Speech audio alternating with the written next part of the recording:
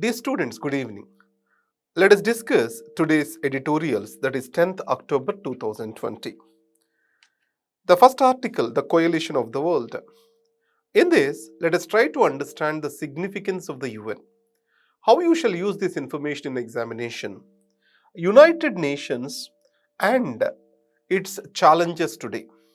Our global governance and its challenges. From this perspective, you can use this.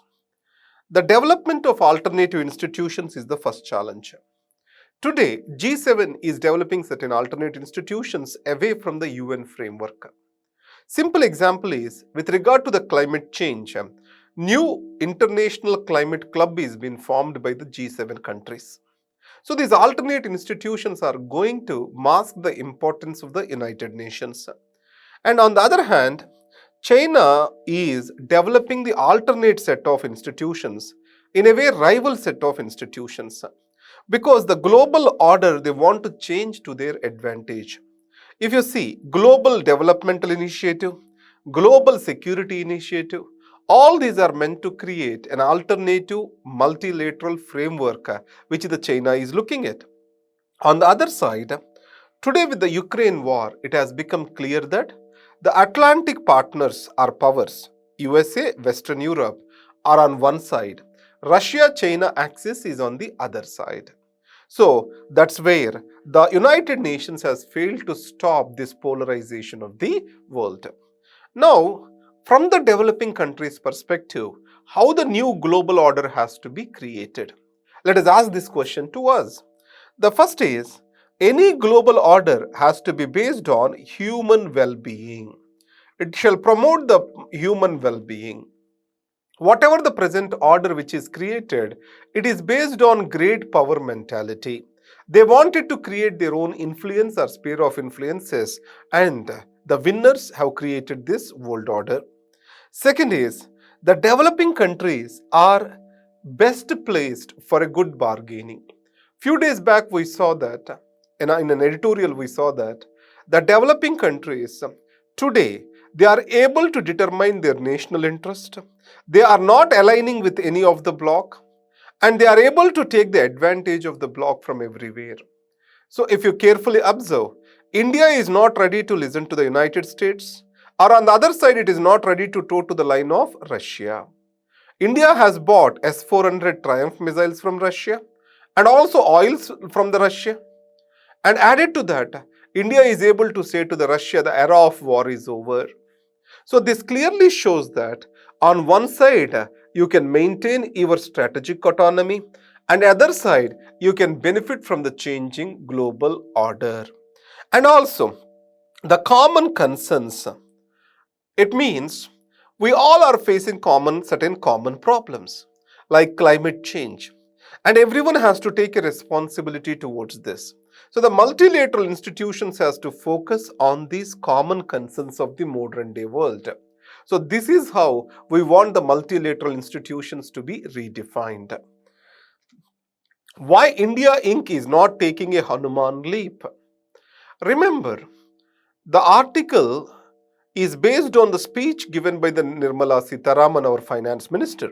What she said is, India is unable to take this huge leap forward towards the economic growth. And majorly the conservative mindset of the private sector is cited as the reason. Remember one thing, India has moved from a socialistic economy to capitalistic economy. In this process of change, the conservatism is natural. And the second thing is, the private capital is always the driver of the growth in India. The 75% of total capital formation in India happens in the private sector. And second, the private capital can always act in alignment with the public sector capital. Remember, whenever the recession is there, either it is in 2008 or during the COVID, who has to take the responsibility to make the engines of the growth work? That is the government. So the public sector, public capital, government infusing the capital into the economy, that is what is the need of the hour. So, when markets are rising, private sector is interested in investments. Private capital can be easily mobilized. But when markets are down, growth is slowing down, recession is set in, then the propeller of growth shall be the public sector. The government has to move its money out.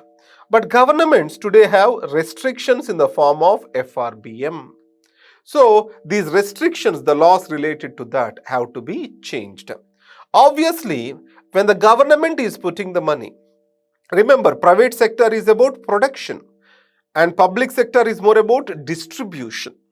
So when government is putting in money, obviously it has got something called inflation tendencies. Or any capital coming into the market can create inflation. So most of the times this inflation can be handled through the supply side management, well handled. So what shall we do? Increase the production of the agriculture. So we have to plan for surplus in the agriculture to handle this inflation. So these are the points which are discussed over here. Here plus one advantage I want to talk to you. So in India, whenever there was a crisis, it is the public sector which has mobilized the capital. And second, the trends if you observe, the private capital formation reached to its peaks in 2011-12. After that, it is slowly falling in India. So in prelims, they may ask you a question. The private capital formation is always increasing in India. No, it is actually decreasing now. The trends are being asked as the questions in your prelims. Status beyond faith. This is about SC status to converted Christians who are dalits. So let us take the ancient religion from Hinduism. Right, we have caste system. Among these, dalits are being given SC status and they are having certain advantages out of it. So they are getting benefits of reservation, etc. And in the constitutional order of 1950 has provided for this. Later in 1956 and then I think 1990, Buddhism, Sikhism, these got Sikhism first, then Buddhism got added to it. Now, people, that is Dalits who are converted into Christianity and then Islam, why these are not being added to it? This is what is the question. You can normally observe this whenever a 10th class student in his copy, if he writes Christianity and SC, that is not accepted for reservation tomorrow. It has to be written as Hindu and SC. Then only the reservation will be accepted in the future for him. In this case, what are the arguments in favor of? On one side, Buddhists and Sikhs, Dalits among them are being recognized. But why it is not in the case of Christians and Muslims? It is considered as discriminatory. So the argument in favor is this discriminatory practice has to end and everyone has to be treated equally. And second, the basis for reservation is discrimination and deprivation. Basically discrimination and discrimination which has led to deprivation. So in these circumstances, discrimination continues even after religious conversion. These are the two arguments in favor of this. And on the other side, counter arguments, what are they? It has been said, the Hinduism, Buddhism, Sikhism, these are commonly dissented religions. They have a common origin. On the other hand, Christianity and Islam do not have a common origin. So when a person got converted from one religion to other religion, from Hinduism or its other common descent religions, he is losing his caste identity. That is the first argument. The second argument is, if you add more people towards the SC category, the number of people eligible for SC reservation benefits are increasing. When they increase, the small cake is divided among more people and the existing scheduled castes, etc., they will lose the benefits. So, the most deprived will lose the benefits. As you don't have creamy layer concept among the SC reservations, the deprived people will eternally remain deprived.